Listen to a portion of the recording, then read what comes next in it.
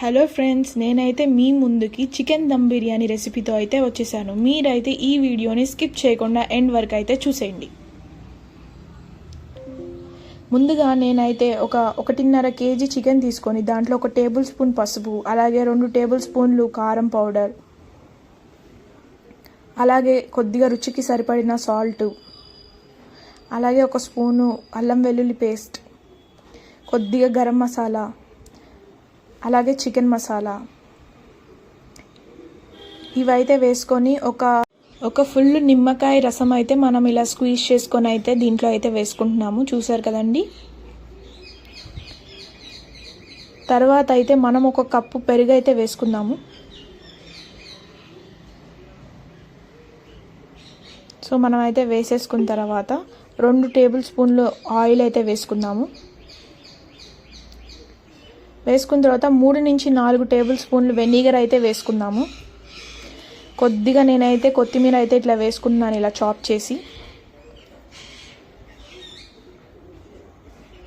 ఇలా చేసుకున్న తర్వాత మనమంతా ఈ మిశ్రమం ముక్కలకి పట్టేటట్టు ఇలా అయితే కలుపుకోవాలి. చూసారు కదండి, చూపించిన విధంగా ఆ పెరుగు, ఆ మసాలా అంతా ముక్కలకి అంటుకునే విధంగా మనం అయితే ఇలా అయితే కలిపేసుకుందాము. సో నేనైతే కలిపేసుకున్నాను. చూసారు కదండి, మిశ్రమం అయితే ముక్కలకి బాగా పట్టేసింది. నేనైతే ఒక 10 నిమిషాల పాటు అయితే ఈ మిశ్రమాన్ని మ్యారినేట్ అయితే చేస్తున్నాను.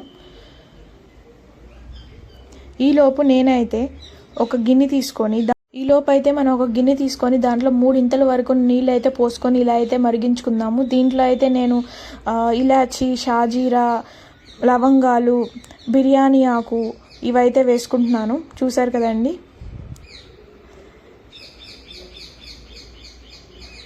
సో ఇలా అయితే నేను వేసేసుకున్న తర్వాత బాయిల్ అయితే ఇలా చేసుకుంటున్నాను.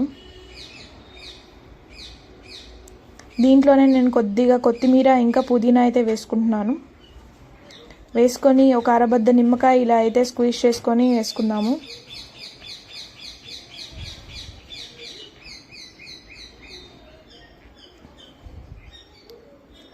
దీంట్లో అయితే నేను 1 నుంచి 2 స్పూన్ల దాకా నెయ్యి అయితే వేసుకుంటున్నాను.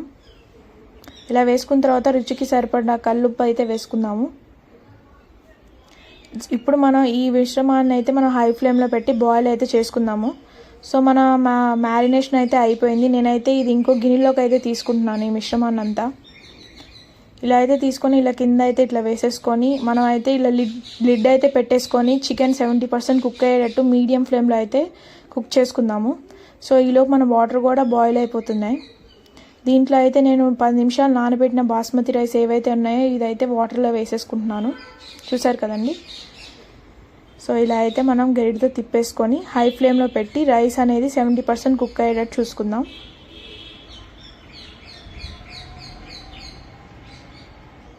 సో మనకైతే చికెన్ కూడా 70% అయితే కుక్ అయిపోయింది. చూసారు కదండి, గుమగుమలు ఆడిపోతుంది ఇక్కడైతే.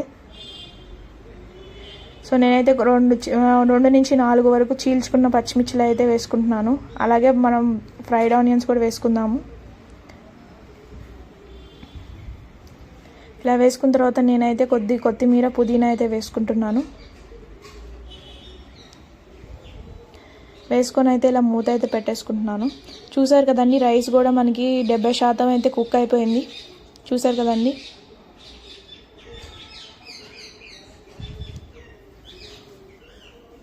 సో నేనైతే ఒక స్ట్రైనర్ అయితే తీసేసుకొని ఇట్లా రైస్ అయితే బయటికి తీసేస్తున్నాను. చూడండి, ఇలా చికెన్లో అయితే నేను లేయర్ బై లేయర్ అయితే వేస్తున్నాను. అసలు పువ్వులాగా వచ్చాయండి రైస్ మాత్రం. చూసారు కదండి, ఇట్లా లేయర్ అయితే వేసేస్తున్నాను. దీని మీద అయితే నేను కొద్దిగా కొత్తిమీర, పుదీనా అయితే వేసుకుంటున్నాను. అలాగే కొద్దిగా బిర్యానీ మసాలా కూడా వేసుకుందాము. టేస్ట్ అయితే అదిరిపోతుంది ఇలా వేసుకుంటే. సో దీని మీద కొద్దిగా ఫ్రైడ్ ఆనియన్స్ కూడా వేసుకుందాం. వేసుకున్న తర్వాత 1 స్పూన్ నెయ్యి అయితే వేసుకుందాము. సో మళ్ళీ అంతే, అలా వేసిన తర్వాత మళ్ళీ ఇంకో 2 నుంచి 3 లేయర్ల దాకా మళ్ళీ ఇలా రైస్ వేసుకోవాలి.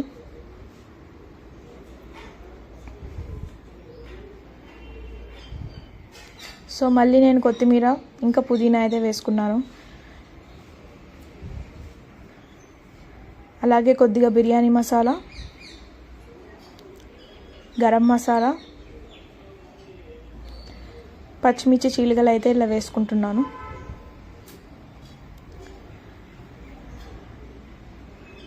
సో దీంట్లో కొద్దిగా ఫ్రైడ్ ఆనియన్స్ అయితే ఇట్లా వేసుకుంటున్నాను. వేసుకొని ఒక స్పూన్ నెయ్యి అయితే మొత్తం ఇలా చుట్టూరా వేసేసుకుంటున్నాను. వేసుకున్న తర్వాత మనకి కలర్ అనేది మీకు ఇష్టం ఉంటే వేసుకోవచ్చు. నేనైతే ఇట్లా గ్రీన్ కలర్ అయితే వేస్తున్నాను, చూడడానికి చాలా బాగుంటుంది. అలాగే సాఫ్రాన్ కలర్ కూడా వేస్తున్నాను, మనకు రెస్టారెంట్ స్టైల్ లాగా ఉంటుందన్నమాట ఇలా ఈ 2 కలర్స్ వేసుకుంటే. నేనైతే ఇలా లిడ్ అయితే క్లోజ్ చేసి 15 నిమిషాల పాటు లో ఫ్లేమ్లో అయితే ఇలా కుక్ చేసేసుకుంటున్నాను. చూసారు కదండి, పైన ఇలా పెట్టేసుకొని 15 నిమిషాలు కుక్ చేసి ఒక 10 నిమిషాల పాటు అయితే మీరు రెస్ట్లో అయితే ఉంచాలండి. నేనైతే ఉంచేసాను. వావ్, చూసారు కదండి, అసలు రెస్టారెంట్లో ఉన్నట్టే ఉంది నాకైతే. చూడండి, రైస్ కూడా చాలా పువ్వులుగా వచ్చింది, ఎంత పర్ఫెక్ట్గా వచ్చిందో చూడండి. అసలు restaurant style chicken dum biryani అంటే ఇదే అనాలి. చూసారు కదండి, చాలా మంచిగా కుక్ అయింది రైస్ కూడా.